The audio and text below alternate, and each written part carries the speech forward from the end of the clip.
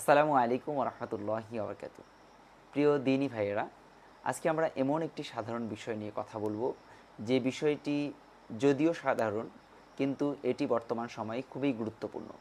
আজকে বাংলাদেশের অধিকাংশ ইমাম, খতিব, ওয়ায়েজিন যখন কোনো খুতবার মেম্বারে কিংবা কোনো ওয়াজ মাহফিলে যখন ইসলামী শরিয়ার কোনো কথা বলেন, তখন মানুষেরা সেটাকে সহজে গ্রহণ করতে চায় না, কিংবা নানান যৌক্তিকতার মাধ্যমে সেটাকে উপেক্ষা করার চেষ্টা করে।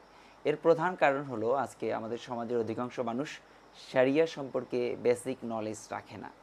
যেমন ধরা যায়, কয়েকদিন আগে আমি একটা পোস্ট করেছিলাম ফেসবুকে, যেখানে একজন পিতা মারা গিয়েছে, তার সন্তানেরা তার লাশ দাফন করতে দিচ্ছে না। একজন ভাই কমেন্ট করেছেন যে এটা ইসলামী শরিয়ার ফলাফল, ইসলামী শরিয়ার কারণেই আজকে সমাজে এমনটা হয়েছে, নাউজুবিল্লাহ। অথচ এই আকিদা বা এমন কথা যদি কেউ বলে, তাহলে সে কাফের হয়ে যায়। কিন্তু এরপরেও সে এই ধরনের কথা কেন বলল?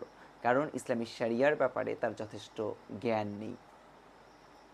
তাই আমাদের উচিত সাধারণ মুসলিম হিসাবে, যখন কোনো কথা ইসলামী শরিয়া বেস আসবে অথবা কোনো কথার সঙ্গে ইসলামী শরিয়া যুক্ত হবে, সেই কথার ক্ষেত্রে নিজের জবানকে লাগাম দেওয়া এবং এমন কোনো মন্তব্য না করা যে মন্তব্য কুফরির শামিল হয়ে যায়। তাই আসুন, ফেসবুক কিংবা অনলাইনে সোশ্যাল মিডিয়ায় কোনো কমেন্ট করার পূর্বে অবশ্যই শরিয়া সম্পর্কে বিস্তারিত জ্ঞান রাখুন। দেন কোনো একটি পোস্টে শরিয়ার এগনিস্টে কমেন্ট করুন।